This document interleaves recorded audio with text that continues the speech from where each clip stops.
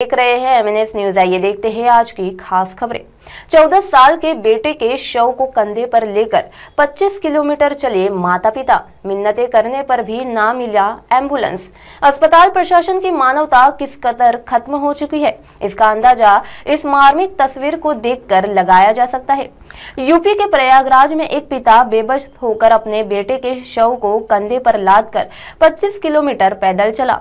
संगम नगरी प्रयाग नगर में दिल को झंझोर कर देने वाला मामला सामने आया है। बेटे ने पिता को कंधे पर उठाया, ये तो आप लोगों ने कई बार सुना होगा, लेकिन एक बाप को अपने मृत बेटे को कंधे पर उठाकर अगर 25 किलोमीटर चलना पड़ रहा है तो इसे क्या कहेंगे।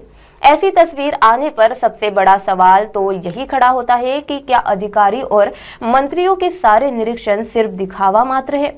अपने 14 साल के बेटे के शव को कंधों पर ले जा रहे मजबूर पिता की यह तस्वीर यूपी के स्वास्थ्य व्यवस्था की पोल खोलने के लिए काफी है। जानकारी के मुताबिक एसआरएन अस्पताल में मंगलवार को एक लाचार पिता अपने बेटे का इलाज कराने के लिए पहुंचा था। इलाज के दौरान ही बच्चे की मौत हो गई। बेटे की मौत के बाद पैसे के अभाव में लाचार पिता शव को कंधे पर लेकर घर के लिए निकल गया। हैरानी की बात है कि पिता एसआरएन अस्पताल से करछना थाना क्षेत्र के डीहा गांव तक बेटे के शव को कंधे पर ही लेकर गया। इस दौरान उसने 25 किलोमीटर का सफर तय किया। बेटे के शव को ले जाते समय जब पिता थक जाता तो मां कंधों पर लेकर चलती थी। लाख मिन्नतें करने के बाद भी जब अस्पताल प्रशासन की ओर से एम्बुलेंस की व्यवस्था नहीं कराई गई तो उस गरीब के पास बेटे के शव को कंधे पर लादने के अलावा कोई और विकल्प नहीं था। वहीं यूपी में स्वास्थ्य व्यवस्थाओं की हकीकत बयां करती इस वीडियो से सोशल मीडिया पर वायरल होने के बाद प्रयागराज कमिश्नर एक्शन मोड में आ गए। उन्होंने इस मामले में जांच के आदेश दे दिए हैं। कमिश्नर ने कहा कि इस मामले में अगर कोई दोषी पाया जाता है तो उसके खिलाफ कड़ी कार्रवाई की जाएगी। वहीं आपको बताते चले कि 14 साल का मासूम गांव के बिजली के पोल में करंट उतरने से गंभीर रूप से झुलस गया था। इलाज के लिए उसे शहर के स्वरूप रानी नेहरू अस्पताल भेजा गया था, जहां इलाज के दौरान उसकी मौत हो गई थी। 14 साल के बेटे के शव को कंधे पर लेकर 25 किलोमीटर चले माता पिता। मिन्नतें करने पर भी नहीं दिया एम्बुलेंस। अस्पताल प्रशासन की मानवता किस कदर खत्म हो चुकी है, इसका अंदाजा इस मार्मिक तस्वीर को देखकर लगाया जा सकता है। यूपी के प्रयागराज में एक पिता बेबस होकर अपने बेटे के शव को कंधे पर लादकर 25 किलोमीटर पैदल चला। संगम नगरी प्रयागराज में दिल को झकझोर कर रख देने वाला मामला सामने आया है। बेटे ने पिता को कंधे पर उठाया तो ये आप लोगों ने कई बार सुना होगा, लेकिन एक बाप को अपने मृत बेटे को कंधे पर उठाकर 25 किलोमीटर तक चलना पड़ रहा है, इसे क्या कहेंगे। ऐसी तस्वीरें आने पर सबसे बड़ा सवाल तो यही खड़ा होता है कि क्या अधिकारियों और मंत्रियों के सारे निरीक्षण सिर्फ दिखावा मात्र हैं।